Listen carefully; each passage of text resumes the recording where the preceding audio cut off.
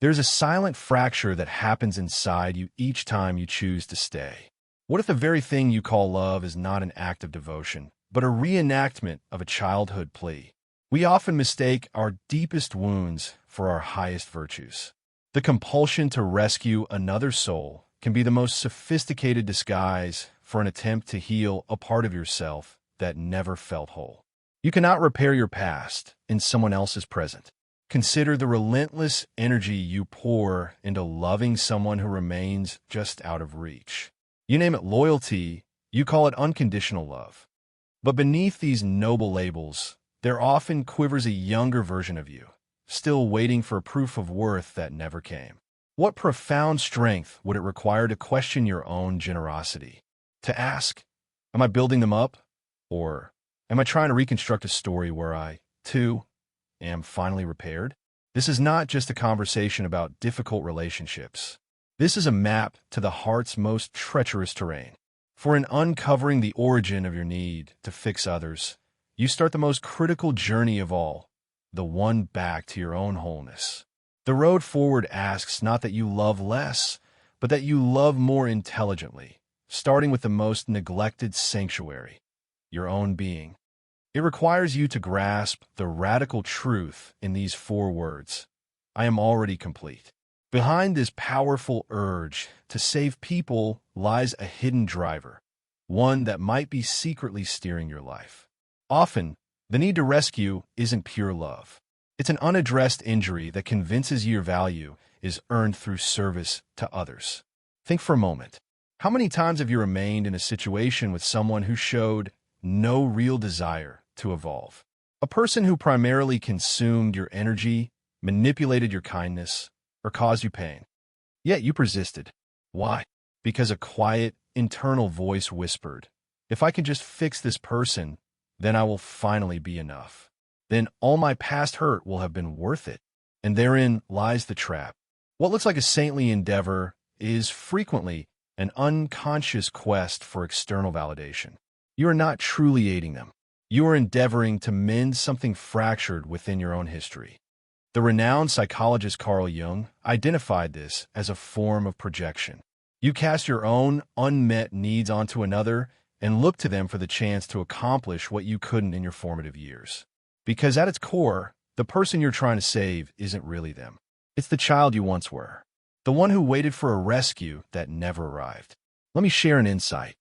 A person finds themselves deeply connected to a partner who is emotionally volatile, sometimes warm, sometimes distant, but always inconsistent. Their inner circle advises them to walk away. Their logic warns them. They know it's unhealthy, yet they cannot release their grip because they perceive in their partner a wounded inner child, someone who simply needs sufficient care, someone who, with their dedicated attention, can become whole. But every effort to repair this person pulls them deeper into exhaustion. The partnership becomes a vortex of fatigue, worry, sorrow, and attachment. What is truly occurring? They're not in love with the actual person. They're in love with the potential for transformation that this individual symbolizes in their psyche. If they can succeed in healing them, then their own narrative of neglect, of invisibility, of inherent lack is rewritten into a victory. But that breakthrough never comes, because you cannot use another human being as a stand-in for your own unresolved childhood pain. You cannot transform a romantic bond into a rehabilitation center. And you certainly cannot repeatedly immolate yourself on the altar of hope, believing that this sacrifice will finally grant you merit. Now, reflect on your own journey. How many instances have you remained far longer than was healthy with someone who only depleted you?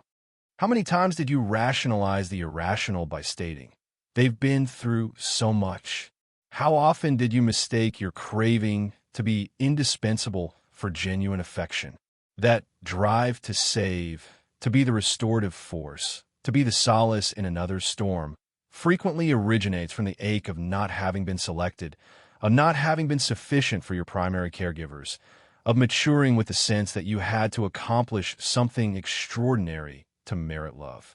And now, without your conscious awareness, You replay that script again and again with individuals who only know how to diminish you. But there is a layer even more profound. When you operate from that unhealed place, you magnetically attract those who require saving. Not because fate is malicious, but because subconsciously you're seeking to replicate the same dynamic repeatedly until you recognize it, until you awaken, until you resolve that this time you will not forsake yourself, that this time you will choose your own well-being. Carl Jung taught that what you refuse to bring into your awareness will appear in your life as fate. This is precisely why, if you do not address this wound at its source, you will continue to draw into your life relationships that drain you, that cause emotional hemorrhage, and leave you more hollow than before. And most tragically, you become accustomed to it.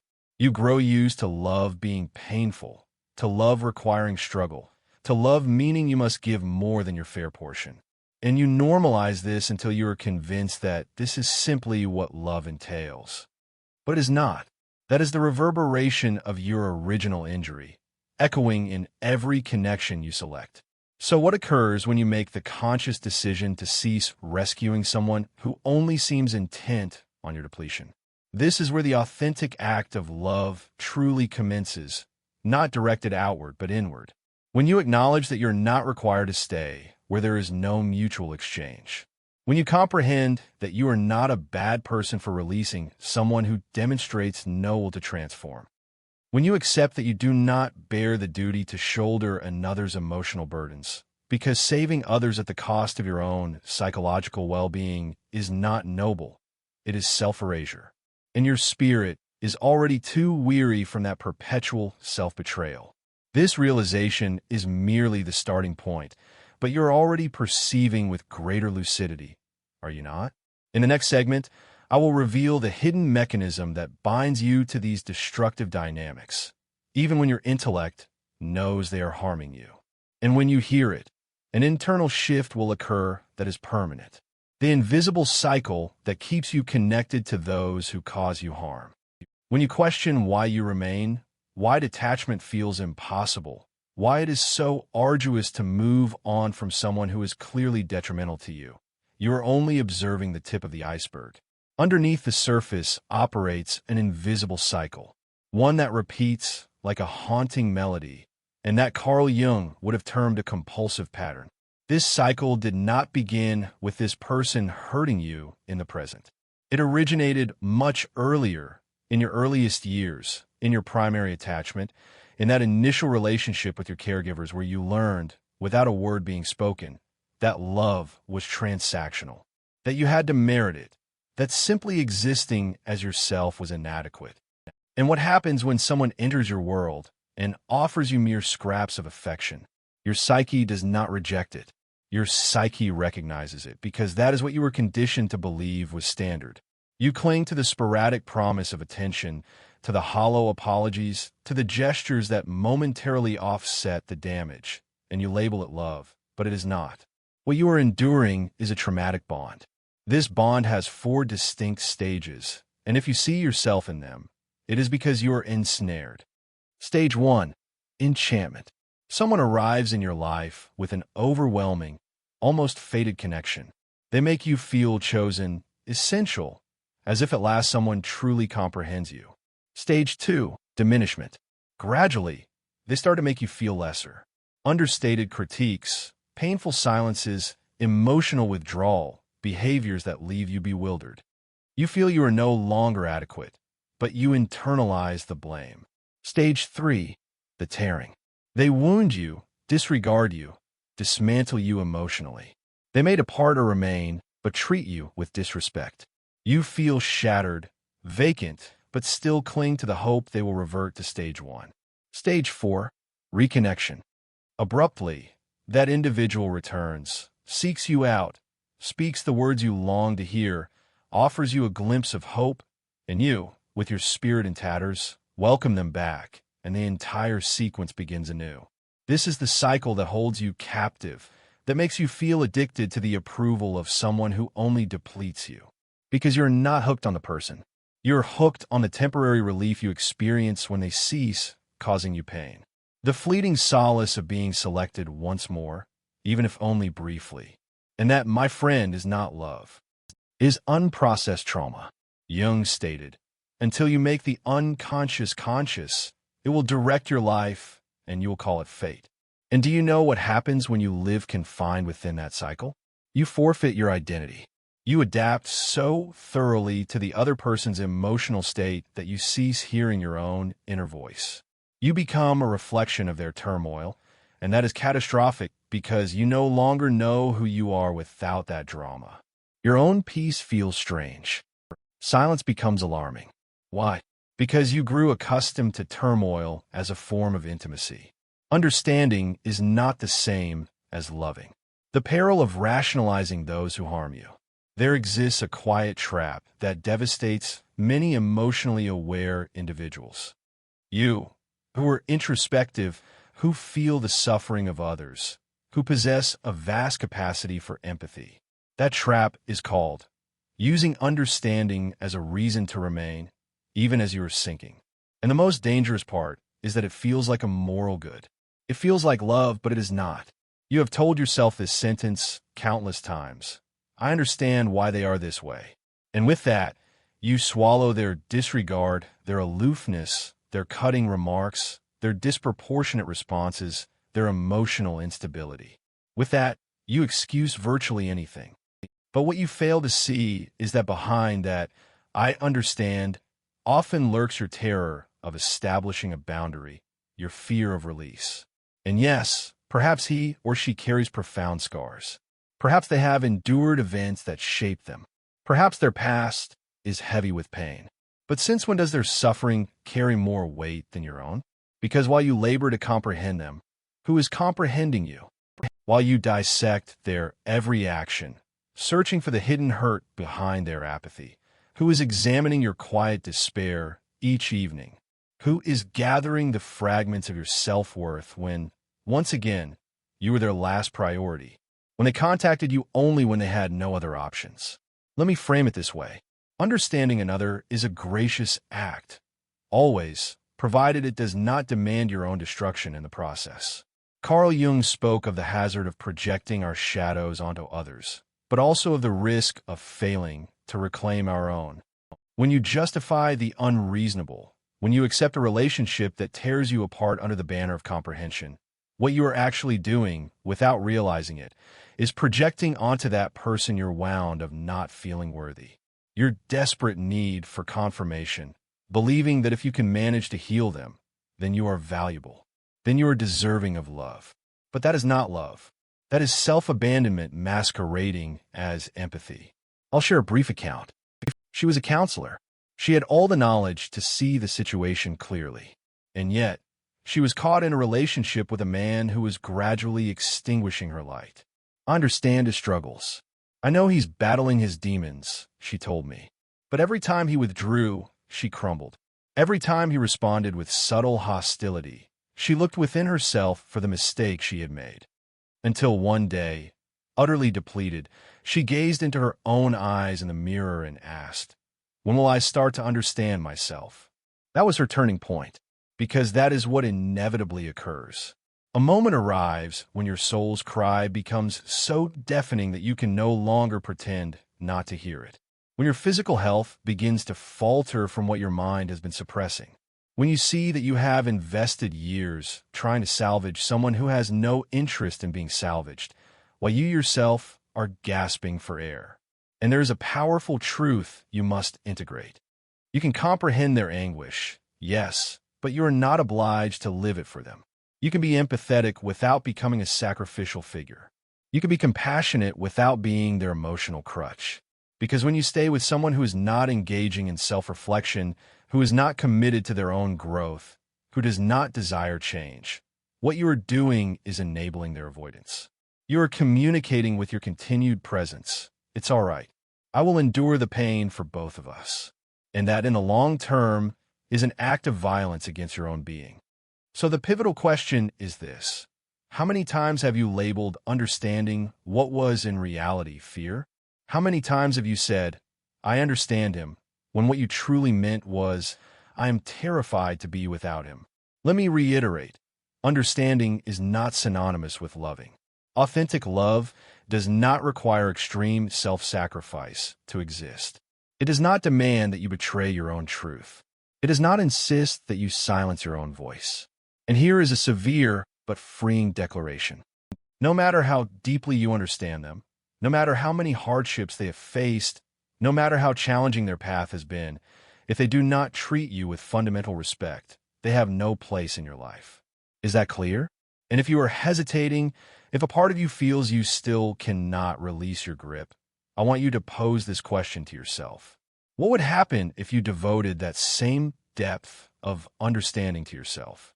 What would happen if you channeled that energy not into justifying their behavior, but into reconstructing your own life? Because the day you do, something fundamental within you alters forever. Love is not a universal solvent. The misconception that keeps you trapped. There is a belief that has shattered more lives than it has redeemed. Love can conquer anything. It is romantic. It is pervasive. It sounds like optimism, but it is a snare dressed as faith. Because no, love cannot overcome everything. Not when it flows in one direction only, not when it is undeveloped, and certainly not when it is breaking you apart from the inside. You can love with your entire being. You can offer yourself genuinely, with an open heart, without pretense, without strategy. You can act with integrity, communicate peacefully, offer your finest qualities. But if the other individual is not prepared to meet you at that same level of emotional maturity and commitment, then love alone is insufficient.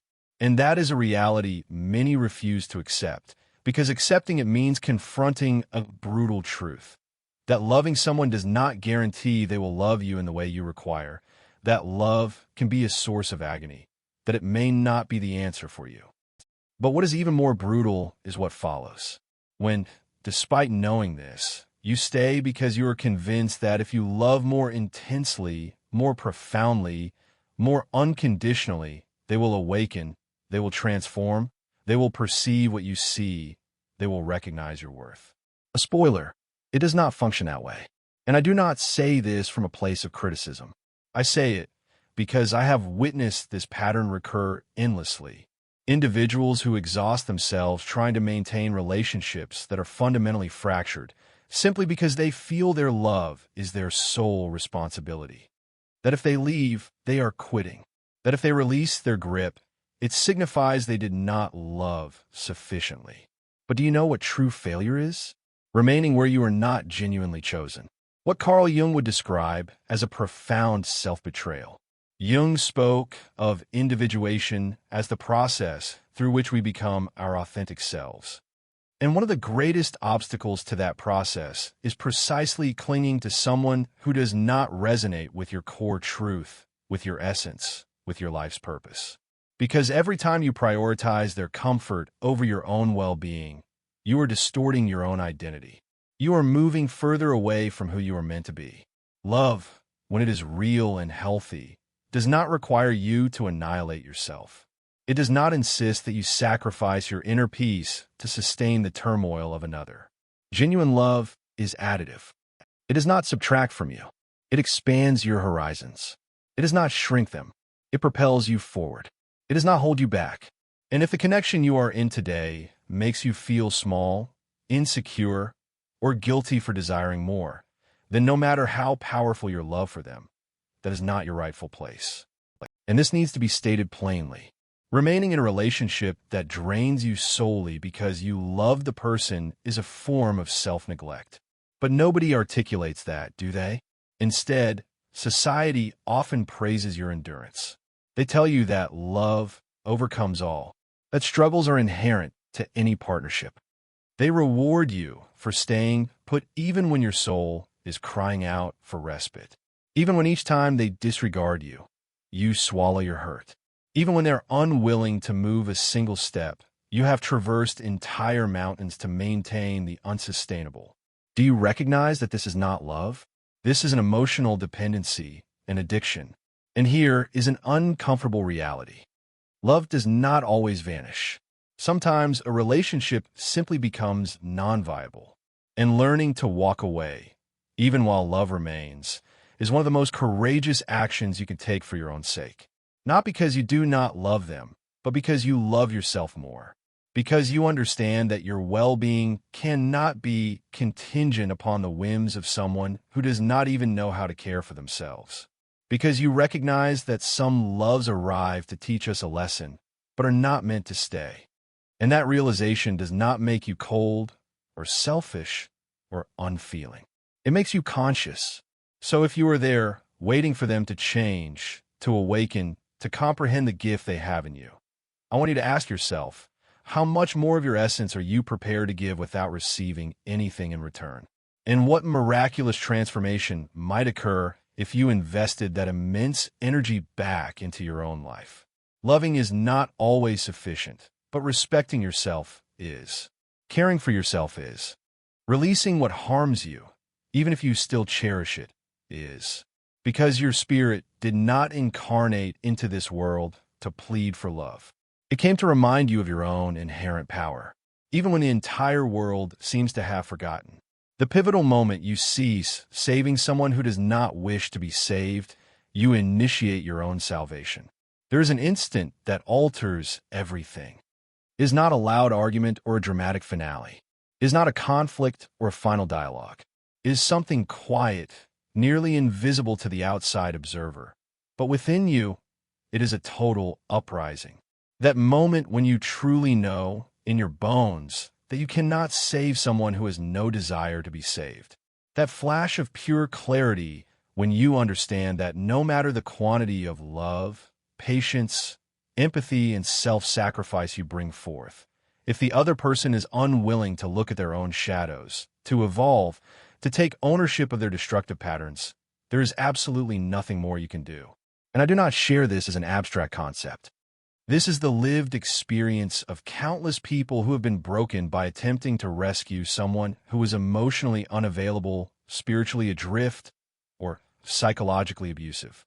People who gave their all, who placed themselves last in order to prioritize the chaos of another, who confuse their deep empathy with a moral obligation.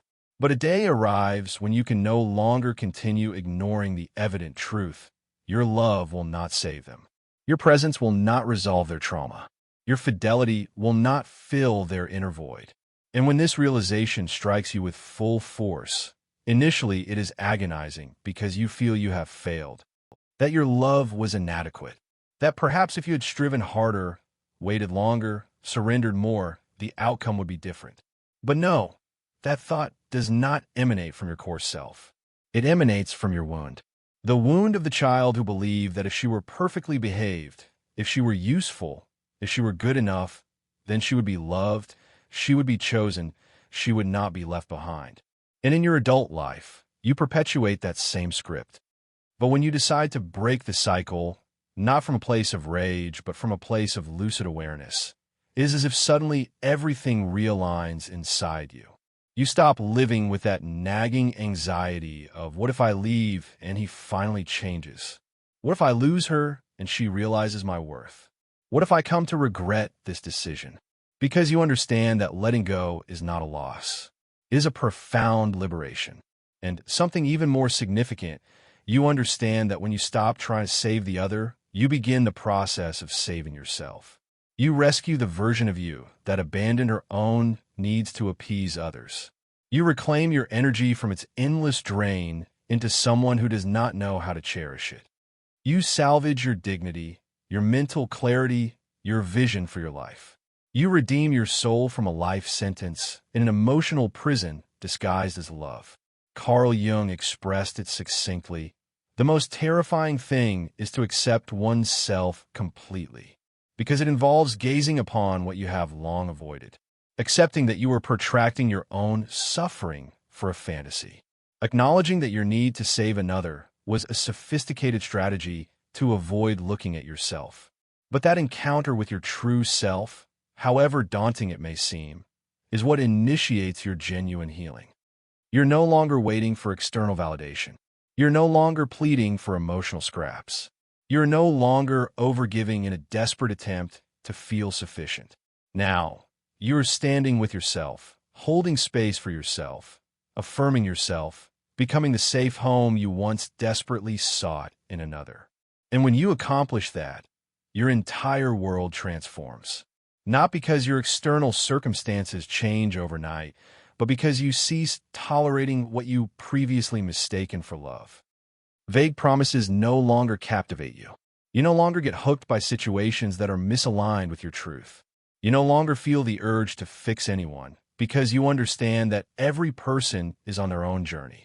And if someone is not willing to walk beside you from a place of awareness and mutual respect, it is far better to walk alone. Not from a place of bitterness, but from a place of profound self-love. Because that is what ultimately shatters the cycle of pain, honoring your own existence. And when you honor yourself, a remarkable phenomenon occurs.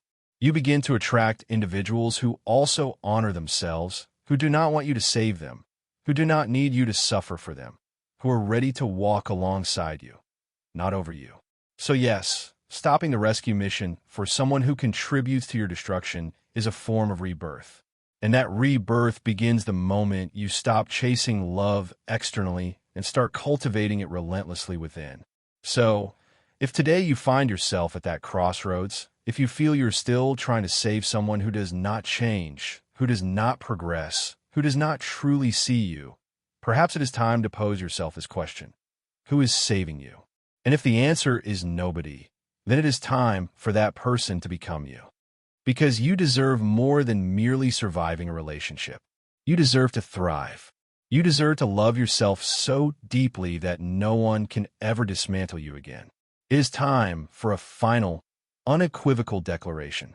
You are not born to beg for love. You are not here to remain where you are not valued, nor to salvage those who feast on your emotional ruin. You came here to reclaim your power, your truth, your inner light.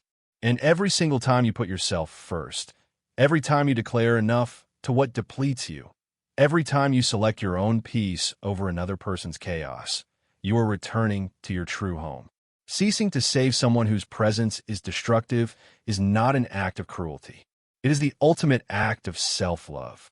It is the bravest stand you will ever take, because you have finally internalized that you do not need to be anyone's savior, that you do not have to carry the wounds of others to feel valuable, that your life force is sacred, and you will not continue to pour out for those who do not even recognize its worth.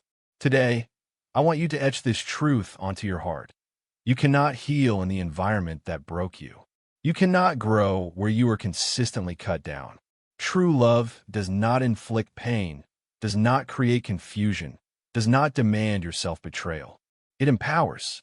If this resonated with you, please support our community by liking this video and subscribing to Winds of Thought for more journeys into understanding the self.